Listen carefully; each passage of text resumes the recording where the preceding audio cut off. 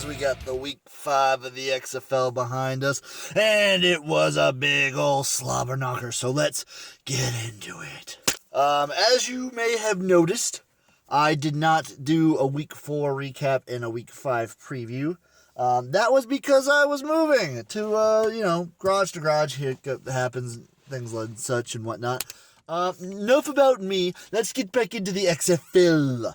Shaking up the power rankings almost every week nowadays. But the main thing I want to get into is the season's already halfway over.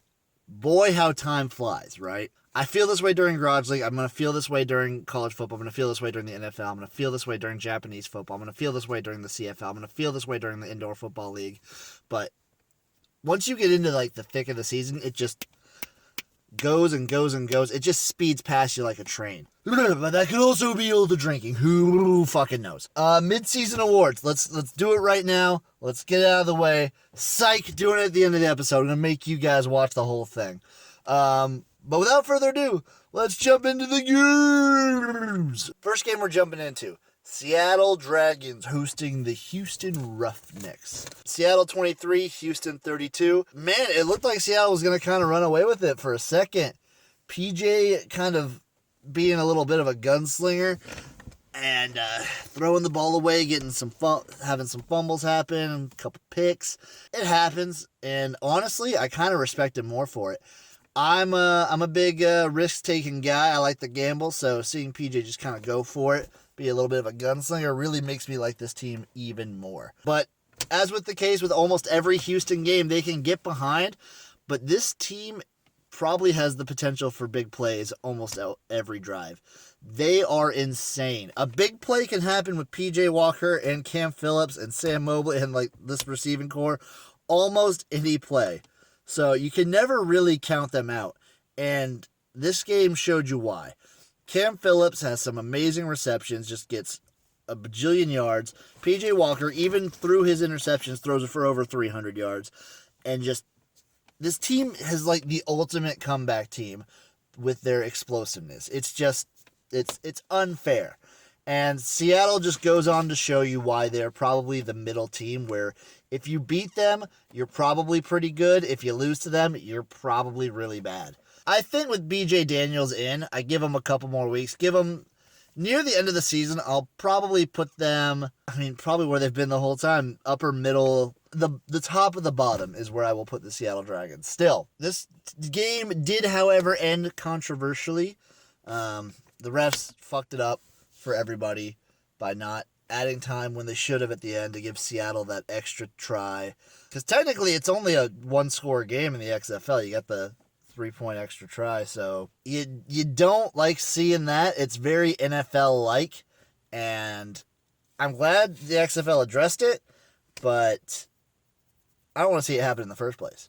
If it were in my garage league, those refs would be taken out back and paintballed. That's how we do it. Not every league can be as professional as #GarageLeague. Get it spreading, everybody. Follow me on Twitter at XFL_Jim. Just so you're aware. Player of the game, gotta give it to Cam Phillips. Houston's coming back in the game. They're not going to come back without the couple big catches by Cam Phillips. The guy was nuts throughout the whole thing. PJ Walker gets all the shine on Houston, but I think Cam Phillips might be the best player on the whole team. And I don't think it's an understatement. He's probably the best receiver in the league. The guy is a stud, and he just oozes skill. So, player of the game, Seattle versus Houston. Cam Phillips, good on ya. All right, next up we have the New York Guardian Rats traveling to Dallas and just stomping the ever-loving bejesus out of them. New York 30, Dallas 12. And this just really is pounding into my brain that Philip Nelson is just not a quarterback that can work. I don't know if he can work in the XFL, period, or if he just can't work with Hal Mummy's air raid style offense, because the guy is just dump passing him every chance he gets. He's just it's like he doesn't want to hold the ball. He just tries to get rid of it as soon as possible, and it's just to the nearest person. It's not good. They haven't scored a touchdown with him in. It's not working. I want to see Eric Dungy because I liked him in college, and I feel like he's got a lot of grit, and my gut respects grit because I like grits. I want to see Dungy next week. I want to see it. Make it happen. New York, on the flip side, Luis Perez seems to be getting better every quarter that he's in. He seems to have marginal improvements for every quarter. By the end of the year, maybe he'll be the best quarterback. Probably not. He's doing good. The Rats shut me up, man. I keep talking trash about their run defense, but Dallas has maybe the best run game in the entire league, and they just shut that down. Lance Dunbar and Cameron Artis-Payne could barely get anything going. And credit to the big boys up front for the Rats, because they were just feasting. They were just like, Cameron Artis-Payne, Lance Dunbar would just be walking like this, and friggin' New York's D-line would be like, just eating them like the cheese they are. I can't really tell if the run game for Dallas just doesn't work because Philip Nelson's not very good, or if New York's D-line just finally showed up. Either way, kudos to the Guardians. They're looking like a legit team. The East and the West, the parity is actually showing itself now. Houston still hasn't lost. They've gotten close a couple times. Every other team is losing to like everybody. These power rankings, I don't know how anyone's going to do them because I have no flipping idea what I'm doing here. I'm basically just like assign a team a can of beer and I just drink, and whichever one's done first is like second, third, fourth, fifth, whatever. I feel like Dallas's defense is still really good, but this offense with Philip Nelson is just not going to be able to help him. Maybe if they get someone else in there, maybe if they get Quentin Flowers in a trade, maybe if Eric Dungy actually proves to be good. You never know, but with Philip Nelson in, I just can't trust Dallas. They're really not good. Player of the game has to go to Luis Perez. The guy is just proving that he should have been the starter the second you put him in at all. He easily looks like the best quarterback New York has. Matt McGloin looks awful. Forget the other North Carolina. I already forget because Luis Perez is just stealing the show. He's the main rat. He's the rat king right now. Luis Perez, rat king. Next up, we have the St. Louis Battlehawks, cause the law, facing the DC Defenders. DC wins 15-6. All this game really showed me is that DC should play every game at home if they can. They seem like a different team at home versus on the road. It might have to do with the fact that they actually put Tyree Jackson in and let him show himself to be better than Cardale. But there's something about Audi Field that just DC can play there. And when they leave, they turn into dog crap. Maybe the case in point is that their run game finally looked fantastic. Presley for DC, studly. Very studly. And against a really good defense in St. Louis. Very surprised by that. Tyree Jackson. Maybe he's like an all-right thrower. He needs some refinement, but the guy's fresh. He's a rookie. So cut him some slack. Man, Jordan Ta'amu kind of looking a little iffy out there, passing-wise. So, the Battlehawks want to be a run-first team. They've got the players to do it. They've got the position group to do it. But you can't be so one-dimensional that you're super predictable. And Jordan Ta'amu just needs to clean up his play a little bit. This maybe is a wake-up call to him. It also might be that they played their last two games at home and were just feeling themselves. I still think they're a great team. I still think St. Louis is probably the top team in the East, but it's any given Sunday, right? Along with Jordan Ta'amu kind of like not living up to his full potential, his main man, DeMornay Pearsonell, just getting nothing going. -1 yards receiving, like, I don't know. It's not going to do it. It's not. That probably might be why you lost, is because your number one receiver is just not having a great night. Some other guys kind of picked up the slack, but Ta'amu just wasn't having a great night throwing. So it's hard. You have games like that, especially with Jordan Ta'amu. He showed at Mississippi that he sometimes has games like that. He sometimes has trouble throwing the ball. But I feel like he still has maybe the most potential out of all the quarterbacks in the entire league. His ceiling might be the highest out of everybody. But I still have to shout out Tyree Jackson. The guy was from Buffalo, comes out of the G5, makes it in the XFL, sitting behind Cardell Jones, and then he gets in the game. He's looking pretty good. I'm rooting for him. DC's a good team, and if they keep doing flashy stuff, I'm gonna still like them. But man, the way they were looking a couple weeks prior to this, I'm having a hard time trusting them. I hope Tyree can keep the spot, and I hope he keeps them chugging along because this team can be really fun to watch. Player of the game, gotta be Presley for DC. This running game is finally living up to the potential that I thought it could, and Presley just kind of had a day with it, getting a shitload of yards. But there's not much else to say. DC kind of looking like the better team for the most part. St. Louis kind of shooting themselves in the foot, but kind of an exciting game. Very excited to see how the East plays out. This side of the league is looking incredibly close, all things considered. Last game of the weekend, it's the shootout in Carson, California. You have the Tampa Bay Vipers getting 34 points to the Los Angeles Wildcats with 41. This was a game, ladies and gentlemen, let me tell you. LA starting out real slow with Tampa Bay just pounding the rock over and over and over again. And then all of a sudden, injuries happen to Tampa. They become a little predictable. And LA's able to kind of just come back. And Josh Johnson's able to push them over the edge to win the game. On a more serious note, Josh Johnson is legit. The guy is a game changer.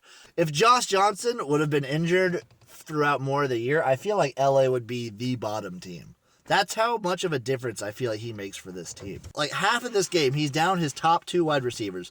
Nelson Spruce is out the whole game with an injury, and Trey McBride goes out in the second quarter. He's just making stuff happen. The guy is good. He's a very garage league mentality guy, too. When you heard him talking to Norm Chow, like, telling him his feelings, that's a very garage league move, very professional. I love to see it. Tampa Bay, once again, looked really good in the run game department. They just need a little bit more out of Taylor Cornelius. I think Corndog could be pretty good. He just needs a little bit more reps under him. And maybe they need to tailor the offense more to his skill set. He's used to running kind of a fast-paced deal from Oklahoma State. And if they can start going fast-paced, maybe get a couple good runs in there, set up play action, he might be more of a weapon. They're going to be a run-first team. They've got great backs. They proved themselves today and last week that they can run with almost anybody. The injuries really suck. Jaquez Patrick kind of goes down in this game with a back issue. Hope he's all right because this run game for Tampa Bay is really fun to watch. Main takeaways for me, LA, when they start playing with some swagger and their boys get like feeling themselves, they are a really fun team to watch, let me tell you. Last main takeaway of the game, Mark Trestman.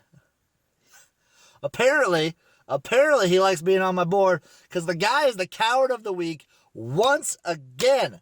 Kicking that field goal to, like, go down a touchdown when you're down, like, Trestman. You irk me so. Stop being a coward. Let me coach this team for 1 week, and I will show you how gambling can work in this league. Oh, Mark Trestman, you made me so mad. Player of the game has to be Josh Johnson. He's getting them back in the game. He's throwing darts, like 60 yards almost. I don't freaking know. The guy is a stud. He's a difference maker. If he's not on this team, they're terrible. Josh Johnson is the LA Wildcat. He's the difference maker in this game. He gets them back in this game. The wide receivers are amazing. They're great. This offensive line is not that good. Josh Johnson is amazing to me. He's a wizard for all I know. Ball batted in the air and intercepted. That certainly won't help. Ryan Mueller, he takes it in for the score. Pressure coming. Intercepted!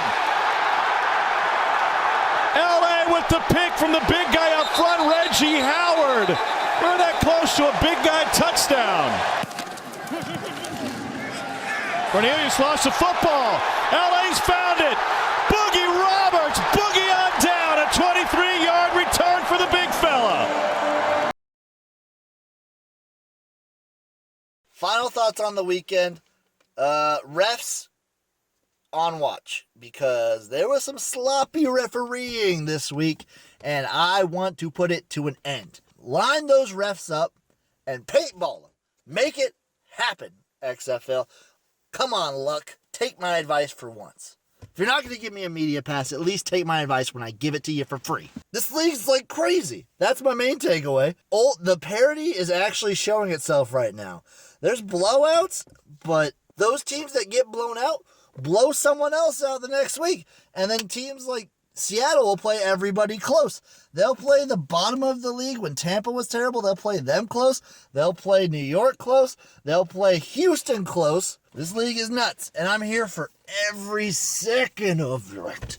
Quarterback play, improving. You got Perez, new guy in there, new blood, looking good. You got BJ Daniels looking good. You got Corndog looking good. The quarterback play is improving. The only place it's not improving is Dallas, but maybe they'll change it next week. Who knows? Other main takeaway, I'm on a pretty bad streak for betting. I'm going to chalk it up to the move. I'm going to get back on the wagon and make some money because your boy needs a new garage expansion. Power rankings after week 5. The midpoint. Houston number 1. St. Louis 2. DC 3. I know DC just beat St. Louis, but man, I want to wait to see how Tyree Jackson will be in like a full game. And I want to see him away again. I want to see him not at home, because away from Audi Field, they've looked terrible. Away games, DC is maybe the worst team. Number 4, New York Rats, the Guardians. Luis Perez is probably the real deal. And with him at the helm, they are going to be a dangerous team. Watch out for the Rats. Number 5, Los Angeles Wildcats. Wildcat, baby! Josh Johnson is a great quarterback. This defense is flying to the ball. They are a good team. They can catch people. Give them some more time. Give them a little bit more time. This team is scary. They can score. This offense is fun to watch. 6, I got Tampa Bay. Corn Dogs kind of proven to be at least a little legit, and that run game is scary good. And that defense, for the most part, is fantastic. LA kind of blew them up, but I'd say on most days that Tampa Bay defense is good. Capital G, good. 7, Seattle. Played Houston really close. BJ Daniels looking good out there. Their receiving core looking pretty good. That defense for Seattle is actually really good. They are basically a team. They'll compete with everyone. So 6 for them. Or 7 for them. And my last place team, 8th in the power rankings, Dallas with Philip Nelson. Take him out, they could be literally anywhere in there. Even now with Philip Nelson, they could be almost anywhere. But like the guy's not good. So as long as Dallas has Philip Nelson, they're going to be the bottom team. I'm calling that right now. Let's go over it one more time.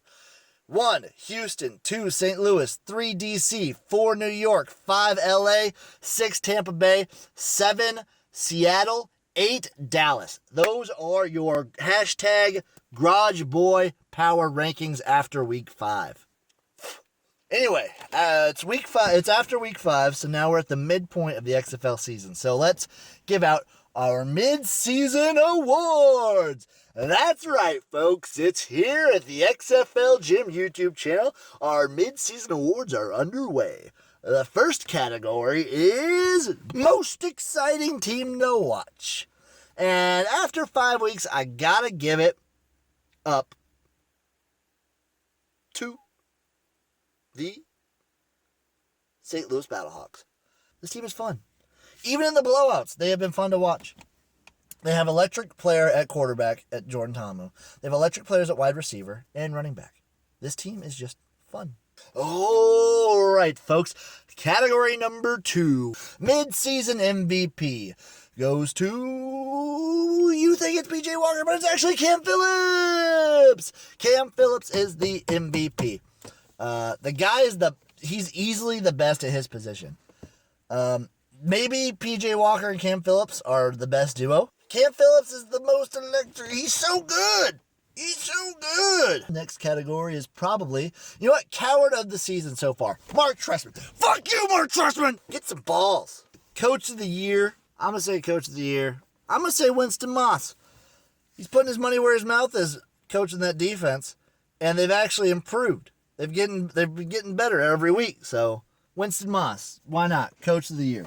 Best beer chugger, probably Nick Fitzgerald of the Battlehawks. The guy's great at it. He doesn't see very much playing time, but the guy's great chugging that seltzer, so I assume he's great at chugging beer. Nick Fitzgerald. Award number 1, the ones that really matter, is Degenerate of the Year, and it goes to Cardale Jones. Degenerate of the Year. The guy loves to gamble, and I love it too. He's basically just chucking 50-50 balls up there. Sometimes it's 60-40 for the wrong way, and I respect him for it. He doesn't care if the offense gets it or the defense gets it. He just wants to see some action, and that hits pretty close to home. Cardale Jones, Degenerate of the Year. Now, for the final category, it's time to announce the hashtag Garage Boy of the Year. And the winner is